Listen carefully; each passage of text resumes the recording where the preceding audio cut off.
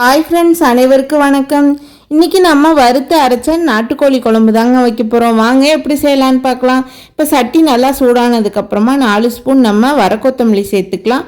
3/4 spoon சோம்பு சேர்த்துக்கலாம். 3/4 spoon ஜீரகம் சேர்த்துக்கலாம்.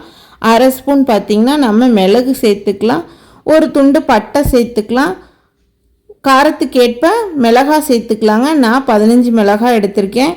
கல்பாசி பூ கொஞ்சமாக சேர்த்துக்கலாம். ஒரு கைப்பிடி அளவு கருவேப்பிலை சேர்த்துக்கலாம். பொட்டுக்கடலை 2 ஸ்பூன் சேர்த்துக்கலாங்க. இதெல்லாம் நல்லா சேர்த்து நல்லா வதக்கி விட்டுருங்க. நல்லா கருக விடாத நம்ம வதக்கி விட்டுறணும். அதுக்கப்புறமா பார்த்திங்கன்னா நம்ம இறக்க போகிறப்ப இதில் கசகசா ஒரு 1/2 ஸ்பூன் சேர்க்க போகிறோம். இதை நம்ம ஆற வச்சு அரைச்சி எடுத்துக்கலாங்க. இப்போ குழம்புக்கு நம்ம வெங்காயம் தக்காளி வதக்கி எடுத்துக்கலாம். இதையும் நம்ம அரைச்சி தாங்க ஊற்ற போகிறோம். உங்களுக்கு குழம்புக்கு எவ்வளோ வெங்காயம் தேவையோ அவ்வளோ எடுத்துக்கோங்க.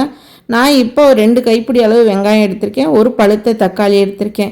இதை நல்லா நம்ம வதக்கிக்கலாங்க. நல்லா வதங்கினதை நம்ம தனியாக ஆற வச்சு இதையும் அரைச்சிக்கலாங்க. இப்போ குழம்பு தாளித்து விட்டுறலாம். அதுக்கு பார்த்திங்கன்னா நல்லா எண்ணெய் காஞ்சதுக்கப்புறமா கிராம்பு ஒரு 4 சேர்த்துக்கலாம். பட்டை ஒரு துண்டு சேர்த்துக்கலாம். கசகசா கொஞ்சமாக சேர்த்துக்கலாம். இப்போ சோம்பு கொஞ்சமாக சேர்த்துக்கலாம். இதை நல்லா எண்ணெயில் நல்லா வதக்கி விட்டுருங்க. இப்போ வதங்கி வந்ததுக்கப்புறமா சின்ன வெங்காயம் கொஞ்சம் சேர்த்து நம்ம அதையும் வதக்கிக்கலாங்க. இப்போ வதங்கிடுச்சு நல்லா சின்ன வெங்காயம். இப்போ இதில் நம்ம நாட்டுக்கோழியை சேர்த்துக்கலாம். சேர்த்து நல்லா கறியை எண்ணெயிலே நல்லா வதக்கி விட்டுருங்க.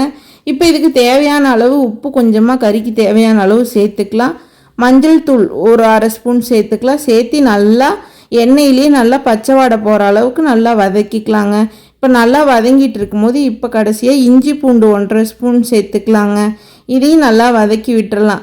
இப்போ நல்லா வதங்கி வந்த கறியில் நம்ம இந்த வறுத்து அரைச்ச மசாலாவை இதில் சேர்த்துக்கலாங்க. சேர்த்து நல்லா பெரட்டி விட்டுருங்க.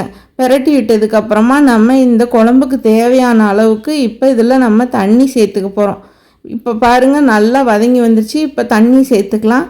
தண்ணி நல்லா குழம்புக்கு எவ்வளோ தேவையோ அந்த அளவுக்கு நாட்டுக்கோழி வேகிற அளவுக்கு நம்ம தண்ணி கொஞ்சம் அதிகமாகவே ஊற்றிக்கலாம். இப்போ நல்லா குழம்பு கொஞ்சம் கொதி வந்துருச்சு. அதில் நம்ம வெங்காயம் தக்காளி அரைச்சி வச்சுருந்தோம் பார்த்திங்களா, அதை சேர்த்துக்கலாம். இப்போ இது நல்லா கொதிச்சிட்டு இருக்கட்டுங்க. இப்போ கொதி வந்ததுக்கப்புறமா நம்ம இதில் கொஞ்சம் தேங்காயும் சேர்க்க போகிறோம். அதனால் இப்போ 3/4 பதம் நல்லா வெந்ததுக்கப்புறமா நம்ம இப்போ தேங்காய் சேர்த்துக்கலாம். தேங்காவில் நான் ஒரு 5-6 முந்திரி பருப்பு சேர்த்துருக்கேங்க. கொஞ்சம் டேஸ்ட்டு நல்லாயிருக்கும். அதனால் இப்போ தேங்காய் சேர்த்து ஒரு 5 நிமிஷம் கொதி வந்ததுக்கப்புறமா கொத்தமல்லி தழை சேர்த்துக்கலாம். உங்களுக்கு என்னோடய வீடியோ பிடிச்சிருந்தா மறக்காத லைக் பண்ணுங்கள், ஷேர் பண்ணுங்கள், சப்ஸ்கிரைப் பண்ணுங்கள்.